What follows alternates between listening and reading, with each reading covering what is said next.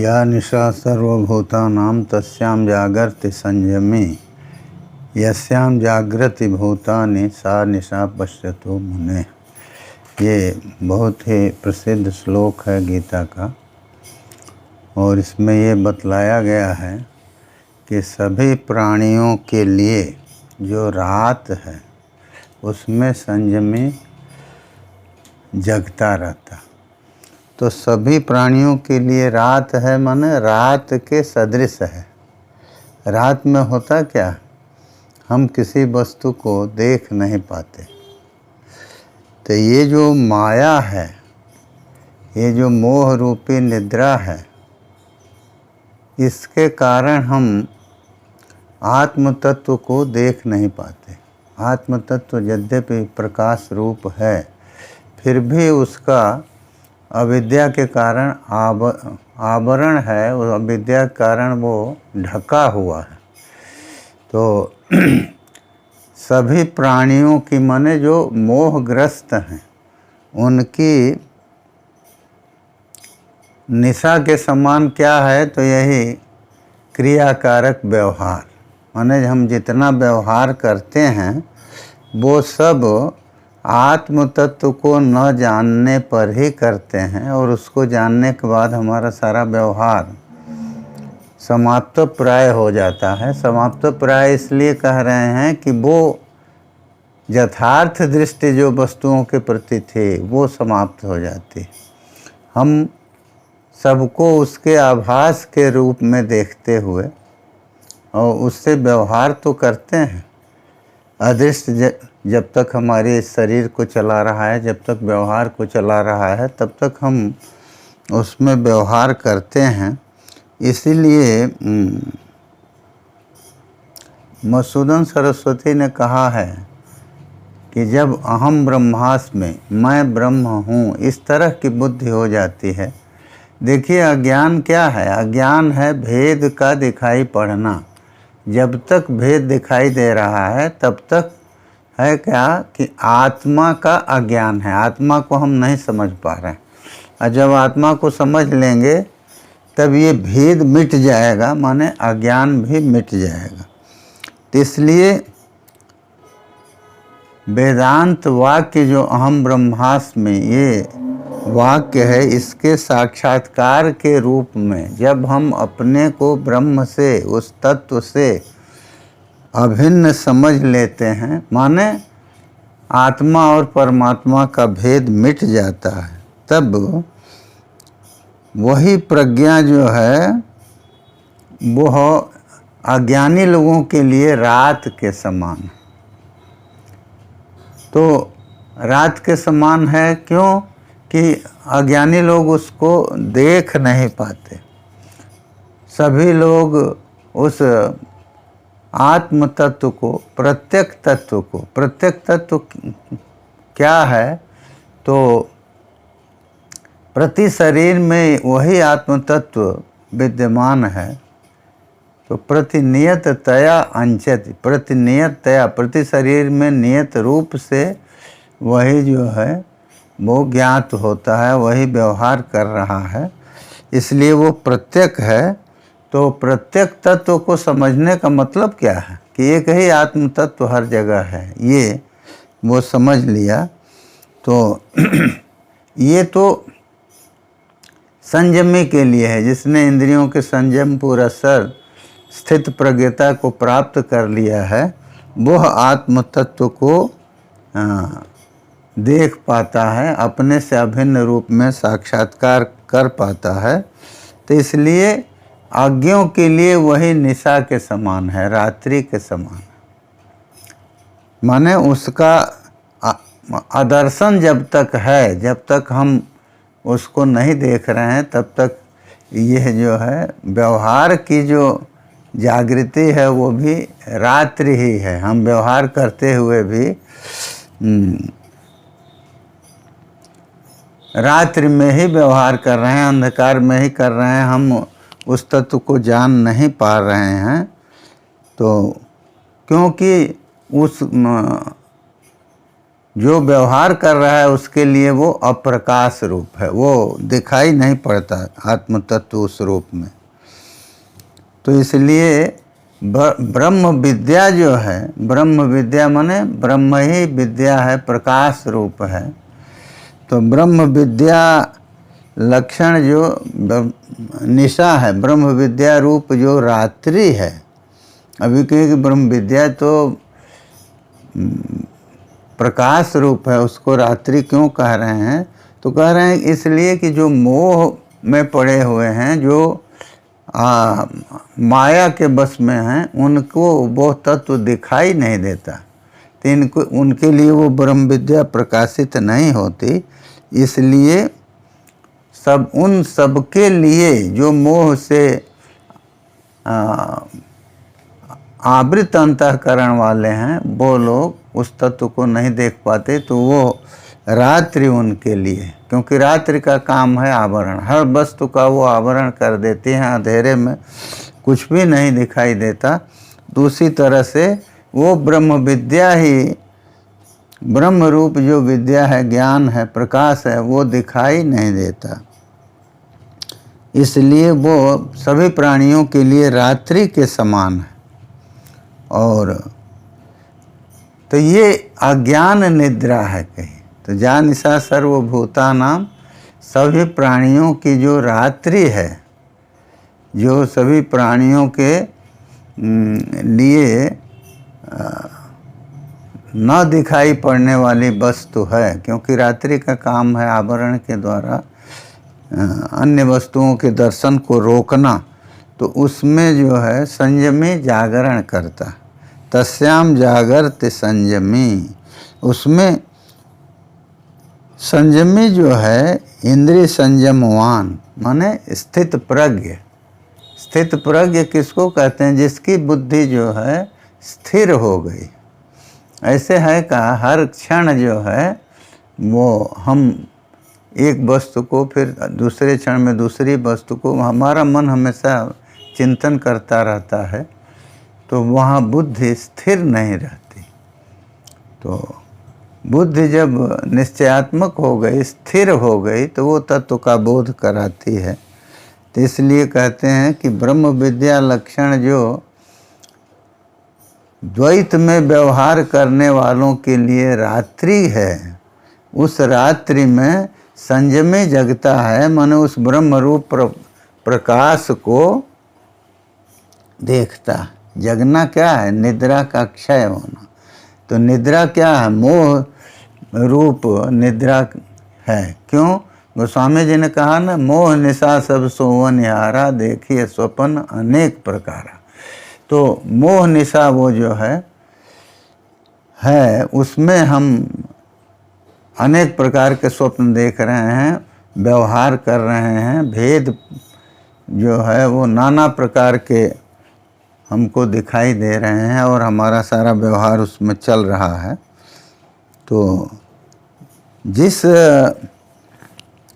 रात्रि में जो सब लोग सोते हैं का मतलब क्या है? सोते हैं तो जैसे सोते समय सभी पदार्थों का ज्ञान नहीं होता, उसी प्रकार से ब्रह्म विद्या रूपी जो रात्रि है माने वो निशा के समान है। किसके लिए? जो मोह में पड़े हुए हैं, उनके लिए निशा की तरह है। निशा माने निशा की तरह, निशेव निशा ये कहा। तो निशा की तरह वो है, रात्रि की तरह है। तो उसमें रात में सब सोते हैं वैसे, और सोने में कोई ज्ञान होता नहीं। तो ब्रह्म विद्या रूपी ब्रह्म विद्या को रात्रि कह दिया, माने ब्रह्म विद्या सभी मोह में व्यवहार करने वालों के लिए ब्रह्म रूप प्रकाश का आदर्शन है।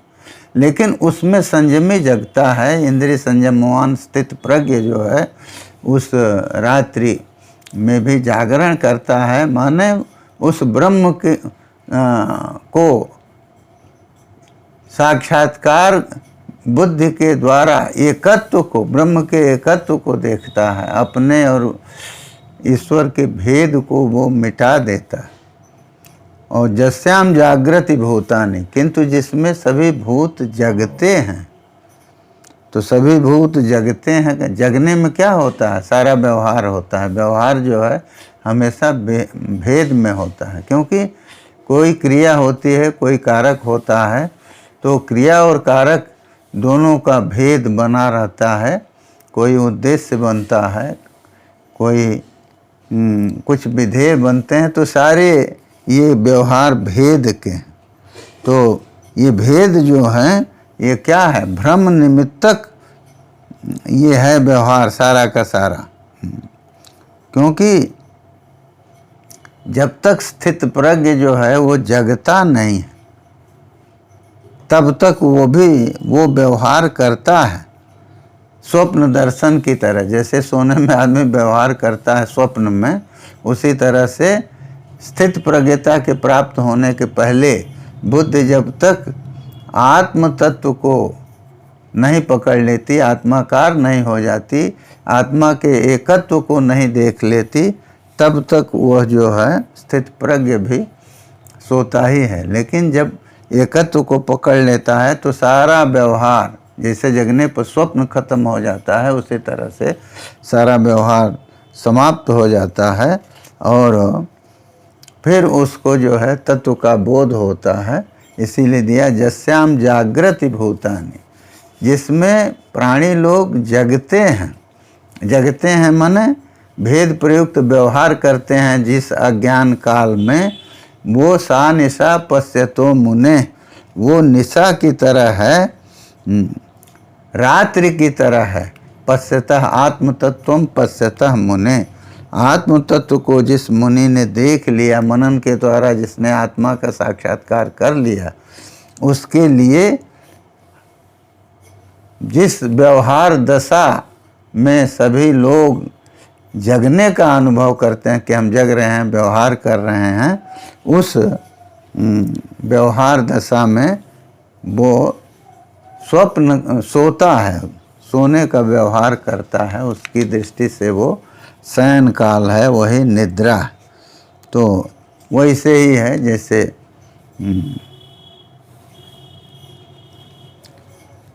उल्लू की तरह वो है, उसको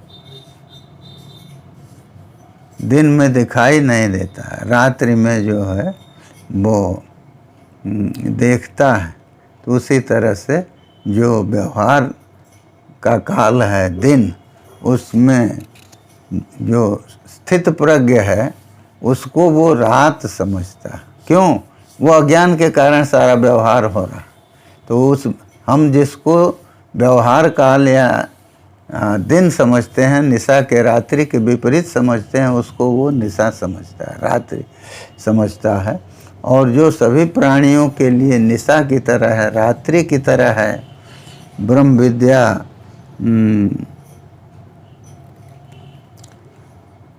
जिसके अभाव में सारा व्यवहार हो रहा है, उसको वो जो है उसमें संयमी जागरण करता, माने वो उसको निद्रा नहीं होती, मोह की निद्रा उसकी समाप्त हो जाती है आत्म तत्व को देखते ही। इसीलिए कहते हैं सा निशा पश्यतो मुने है। जो मुनि है, मनन के द्वारा जिसने आत्म तत्व का दर्शन कर लिया है, साक्षात्कार कर लिया है, वो उसके लिए वह व्यवहार काल जो हम लोगों का है, जिसे हम दिन समझते हैं, वो उसके लिए निद्रा के समान है। इसलिए इससे स्पष्ट हो गया कि अविद्या के रहते, अज्ञान के रहते ही सभी कर्म होते हैं, व्यवहार होते हैं। विद्यावस्था में ज्ञान प्राप्ति के अनंतर कोई व्यवहार नहीं होता। एक एक तो ज्ञानी तो व्यवहार करता है, तो वो व्यवहार करता है, लेकिन वही स्वप्न की तरह व्यवहार करता है। ये उन्होंने बतलाया। क्योंकि ज्ञानी जो है वो उसको ज्ञानवान क्यों कहते हैं? इसलिए कि वो आत्मा को जान गया। आत्मा का जानना क्या है कि आत्मा एक है, हमेशा रहने वाला है, प्रकाश रूप है, उसके अतिरिक्त कुछ नहीं है। तो इस रूप में वो जब जान जाता है तो आगे सभी वस्तुओं को आभास रूप में देखते हुए ही वह व्यवहार करता है। ये इस श्लोक में बताए कि ब्रह्म विद्या लक्षण जो सभी प्राणियों के लिए रात्रि है, उसमें संयमी जगता है।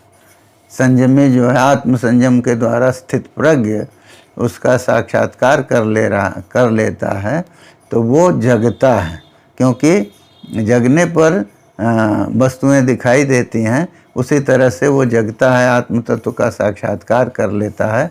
और हम लोग जो हैं, जो मोह में पड़े हुए हैं, वो उसको नहीं जान पाते। और जो जिसमें हम लोग जगते हैं, जगने का मतलब क्या हुआ, निद्रा नहीं लेते, सभी व्यवहार करते हैं, जिसको हम दिन समझते हैं उसी को वो रात समझता है।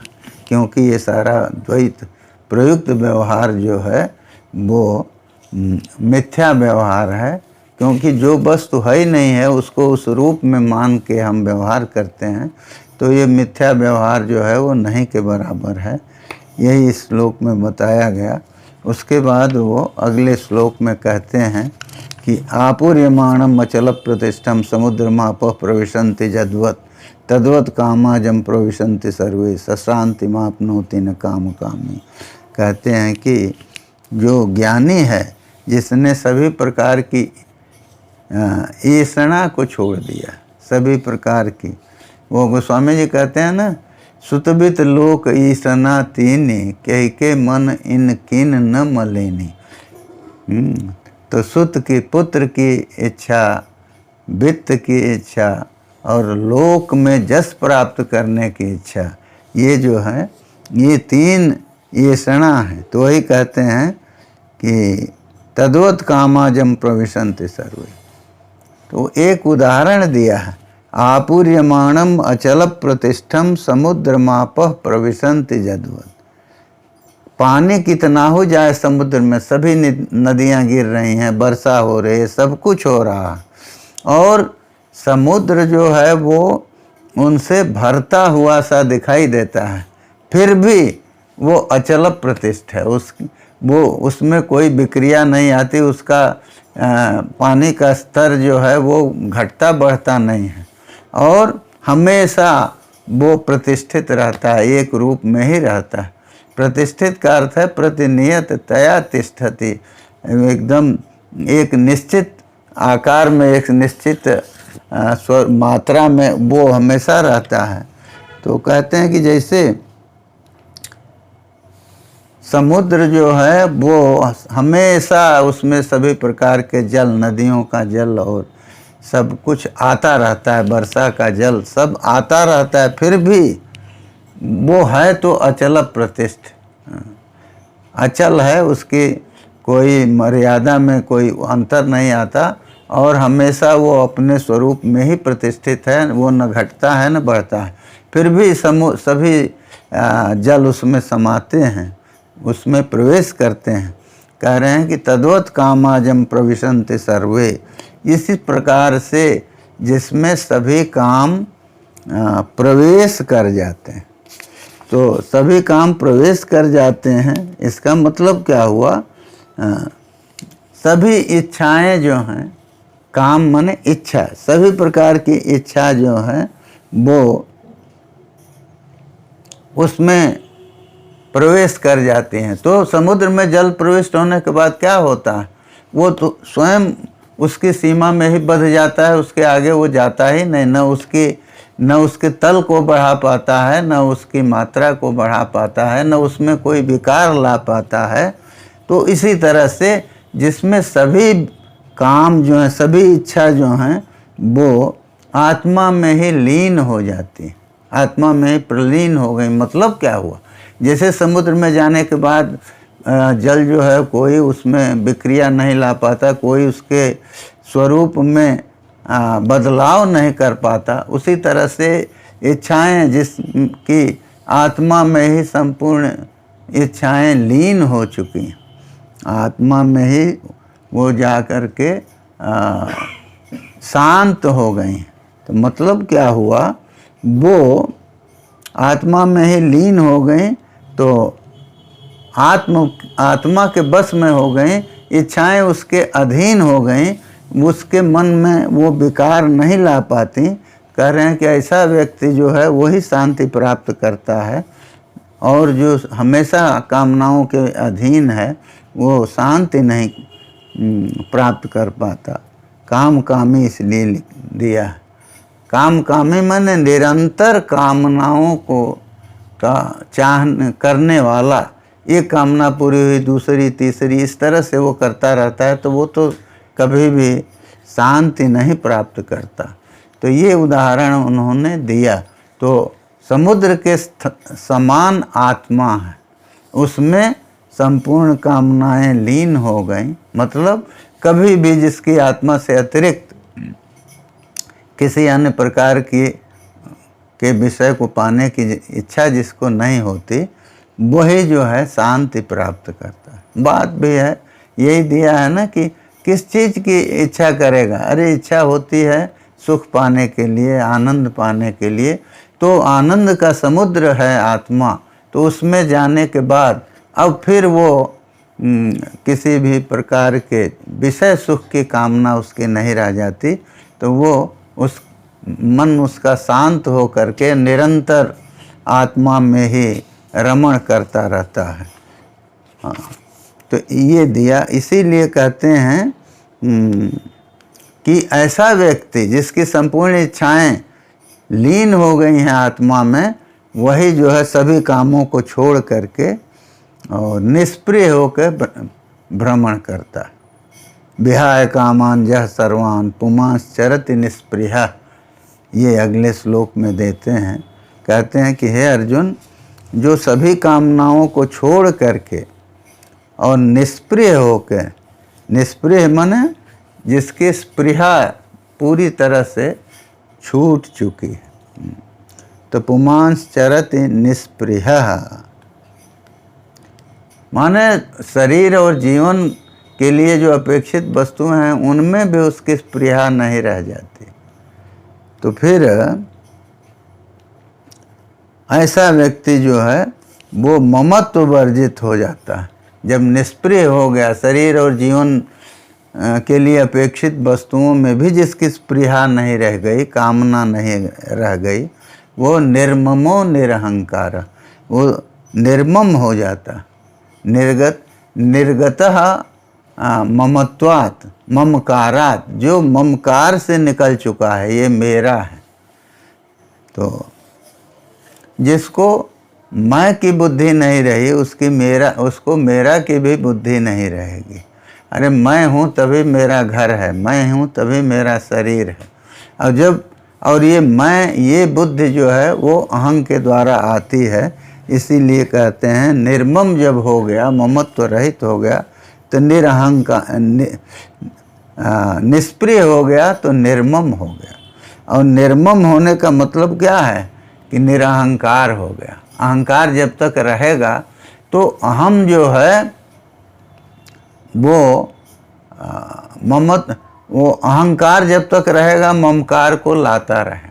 अहंकार रहेगा माने अहंकार उदित रहेगा। अहंकार हमको किसी न किसी रूप में कहीं न कहीं कोई किसी इच्छा को ला करके किसी विषय को उपस्थापित करके और हमको अपने लक्ष्य से, आत्म तत्व से अन्यत्र हटाता रहता है। तो कहे कि निष्प्रिय होगा तो निर्मम हो जाएगा, और निर्मम होगा तभी जब वो निरहंकार होगा। तो निर्ममो निरहंकार सशांतिमधिगच्छति।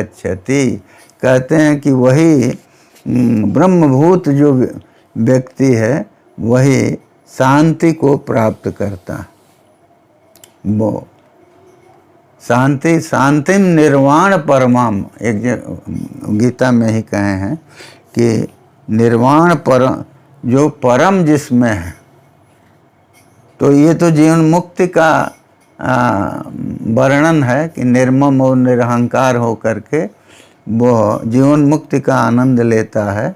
लेकिन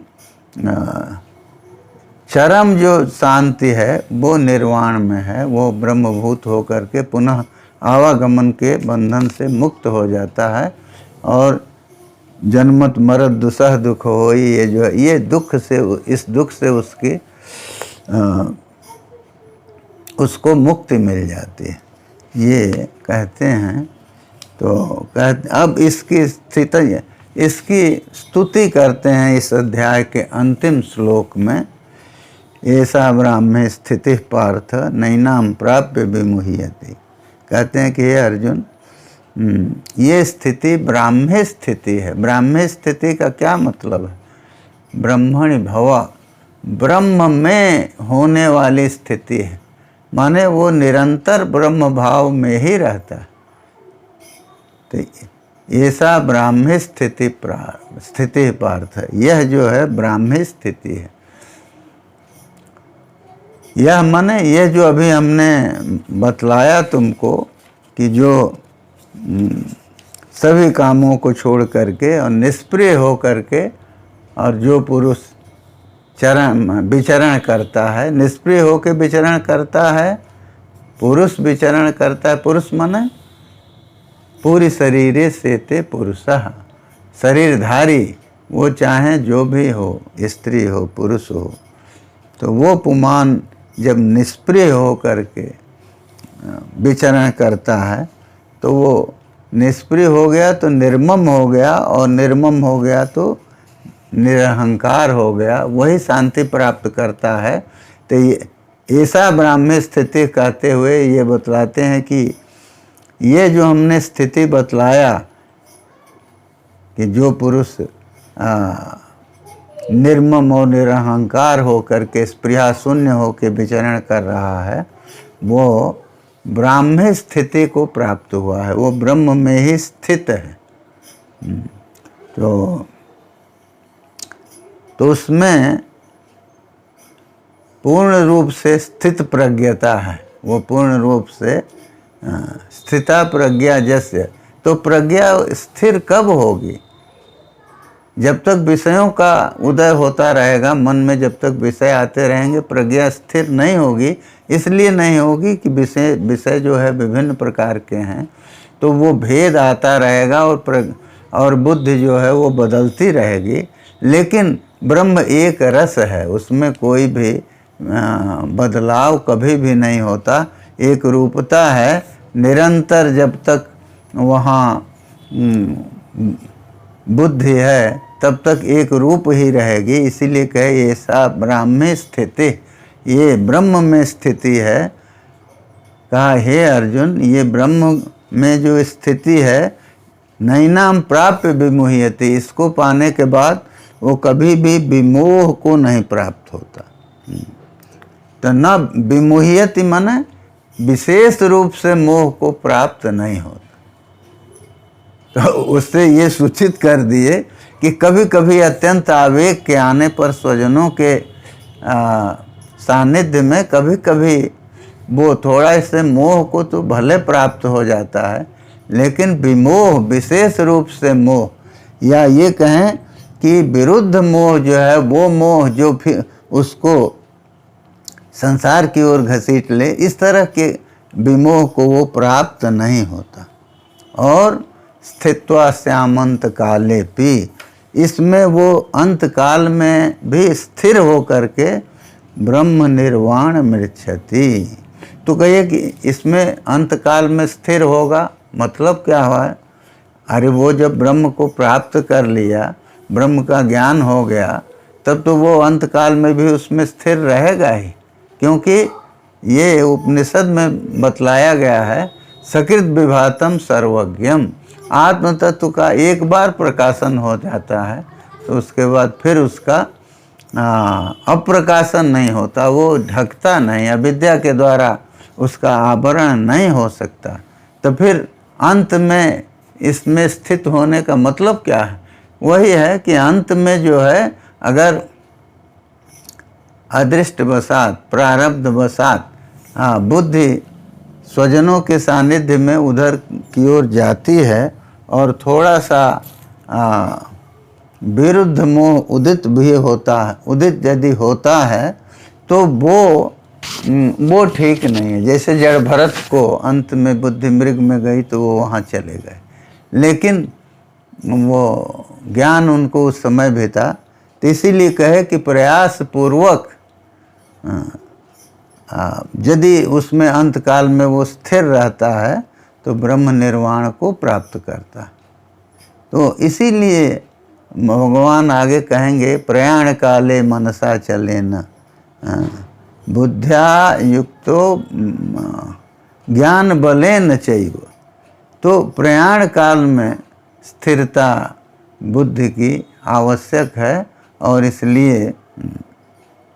इसलिए भागवत में बताया गया है कि जब भीष्म उपदेश दे रहे थे और जैसे ही उनको उत्तरायण का सूर्य की जानकारी हुई कि माने सूर्य उत्तरायण हो गए, तो उन्होंने तदोपसंहृत्य गिरः सहस्रणीर, उन्होंने अपनी वाणी को रोक दिया और फिर कृष्णे लसत पीत पटे चतुर्भुजे, चतुर्भुज कृष्ण में अपनी बुद्धि को उन्होंने लगा दिया। तो अब ये कहें कि ब्राह्मी स्थिति को प्राप्त थे तो चतुर्भुज कृष्ण में बुद्धि को उन्होंने लगाया। तो देखिए चतुर्भुज कृष्ण में लगाया तो चतुर्भुज कृष्ण या ब्रह्म का स्वरूप कहे उसमें कोई अंतर नहीं, उसमें वो उनके आराध्य का स्वरूप था, उस स्वरूप में बुद्धि को ले गए। क्यों कि अब इस शरीर को छोड़ रहे हैं, इसके बाद फिर ये योग नहीं मिलेगा कि उनको उस स्वरूप का दर्शन हो। तो इसलिए उन्होंने नेत्रों को बंद करके और कृष्ण को में अपनी बुद्धि को लगाया। और उसके पहले तो वो प्रार्थना कर चुके हैं कि प्रभु जब तक हम शरीर छोड़ रहे हैं आप हमारे सामने रहिए। तो ये एक भक्त का स्वरूप है और भक्त जो है वो ज्ञान को वो प्राप्त करता है, वो प्राप्त करता है या यूँ कहिए वही प्राप्त करता है, क्योंकि भक्ति के बाद ज्ञान होता ही है और वो विमल ज्ञान जो है उसके लिए उनको कोई प्रयास नहीं करना पड़ता। तो यहीं अब हम इसको विराम देंगे और दूसरा अध्याय समाप्त भी हो गया। अब तीसरे अध्याय को आगे कहेंगे।